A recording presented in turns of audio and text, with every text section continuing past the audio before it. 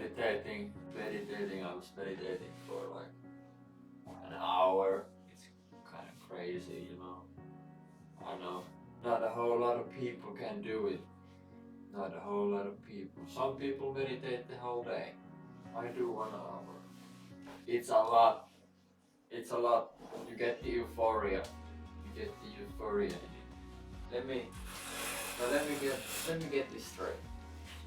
Need some nature lights here. Then turn off the big light in the background, so don't make my laboratory look so uneasy. So check out my shirt. It has super fat Homer in it. Oh, where? Oh, yeah. Woo! But I mean, like, yeah, I did meditation and it was quite nuts. For the first 20 minutes, I just did all the breath work I can. I didn't really like have any thoughts, but I follow any thoughts I had, like put your hands in front, drop the luck package, put your hands in the side, do rising sun, sunset, rising sun, sunset, hands in front, drop the baggage, breathe deep, let it all out. This is what I do, 20 minutes. I find it's just amazing what your mind can be able to generate in that. At least for my brain, I've been meditating a lot. So yeah, usually I want to like breathe very deep, like get a lot of oxygen going. It just locks me in place for some odd reason. I find it boosts the euphoria you get from meditation. It's really like making you feel good. You could feel ecstasy in meditation. I heard this therapist say that you need to mentalize this picture of like having to pee, really having to pee, like your bladder is like going out, and then you get the toilet, and then you breathe out, it's like letting that come out. That's like the ecstasy. That's closest thing you can have for the breathing. I haven't like learned more about it, but it's interesting, so yeah. And for the next 20 minutes after the first one, I let all my thoughts go out. It was quite disarming to say. Like the first thought, usually when I just get out of my head, the first thought is really all the anxiety I have, just of letting go, I guess. And then it becomes quite natural. The space becomes like this free area of any noise, at least for now. And yeah, I find that's like the room for brain growth at some level. It creates a lot more pathways to roam on. It creates the distance between me and the world. It's the space where I come from. There is like absolute nothing to it, at least for the sense of it. I could like have some thoughts there. It's just like it's natural. You start to have all these experiences come out. But I mean, like when did that happen? There's presence and there's that. You don't need more. And I mean that's the thing about meditation. It's people become more present and they become more distanced from the reactions to their world.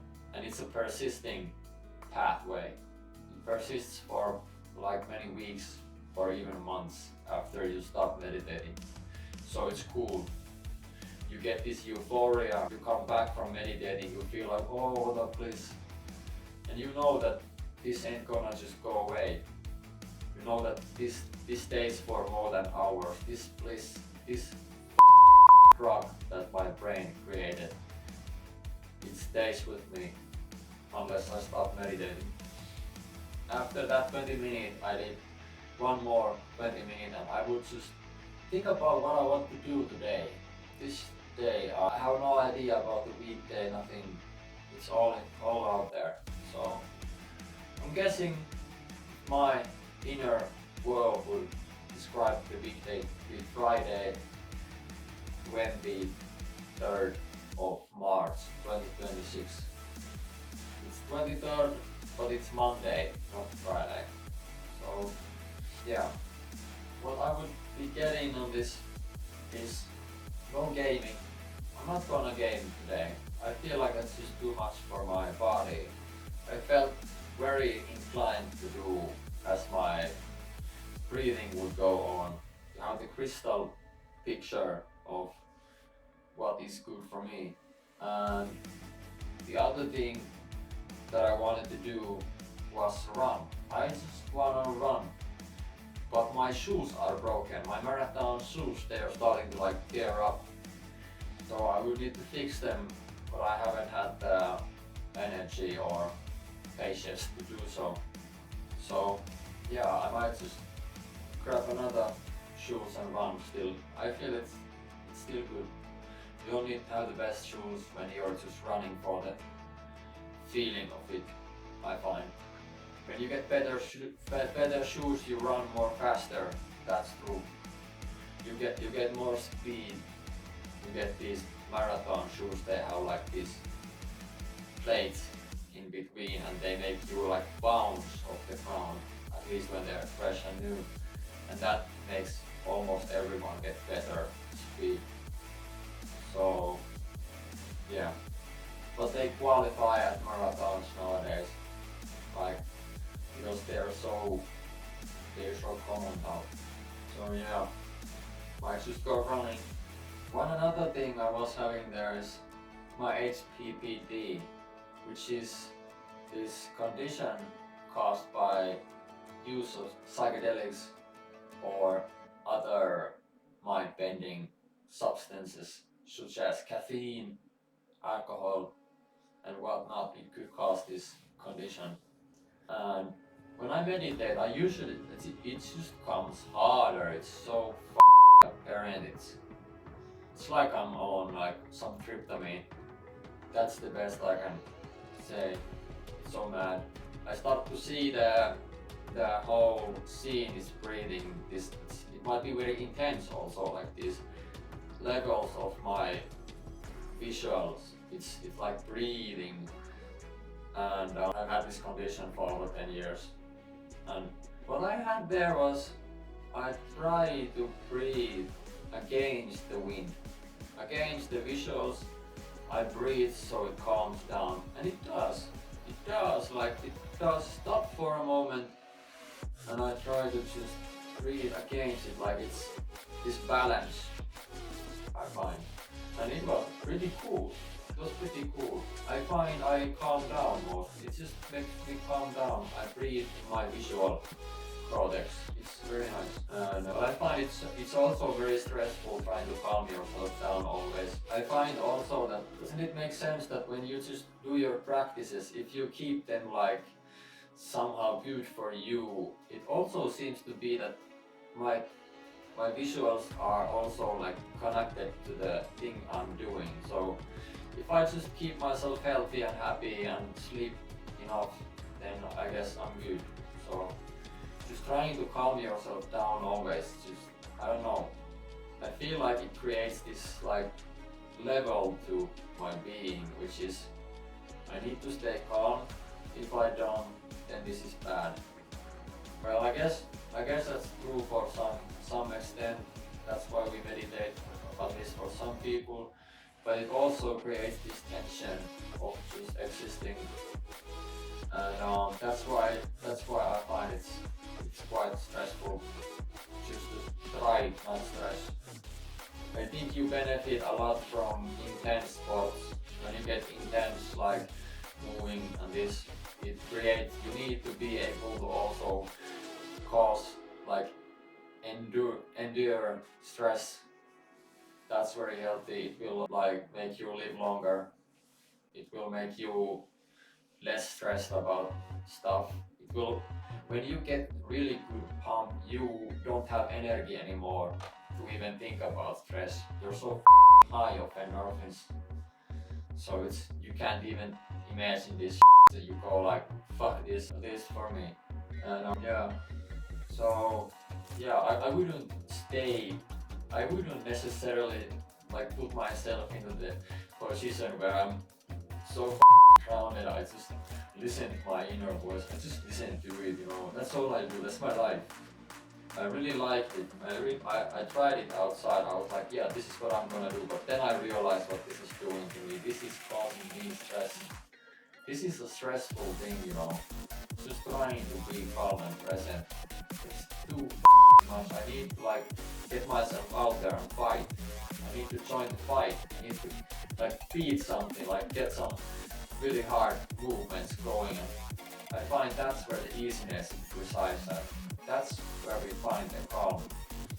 But actually getting the stress going, it's not like I'm not gonna stress. It's about stressing. And that's what makes you live longer.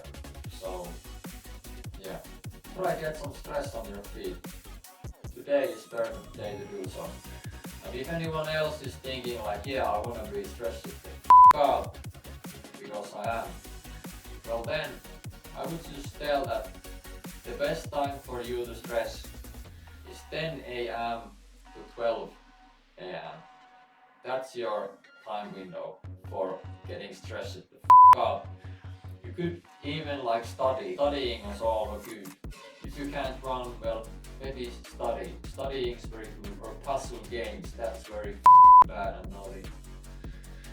I feel like the blueprints I'm playing right now, it's good when you're at a bad place mentally. When you can't really like go and do stuff. When you feel like there's like not much you want to do. You feel like playing with yourself or others, that's even worse. Then you should just play that blueprints because it's horrible. It's horrible. You need to sense it. It's like breaking walls. It's straight like breaking walls of your mind. And that's what it is essentially doing. You need to concentrate to it. You need to listen to the game. You need to put yourself to it. And that's what makes your brain good. But I find it's always better to run outside to do that puzzle solving during the daytime because it's bright. At least here in Finland it's the only time in the winters you get sunlight and it's the fresh air. It's really good for you. Running is actually one of the best ways to grow your brains out. It's one of the best ways to feel that growth in your brain. Also is puzzle games and math. Math is also another one. Math is good, puzzle games are good, but physical training, that's one hell of a drug that you should try also. I find the balance is best. Try to meditate at some point. Stay calm, stay lifted, and then run and stress the out, study, eat good, and sleep. I hope you get good sleep. I feel like running, so that's what I'm about to do. I'm gonna just edit the video and post it to you guys first, of course.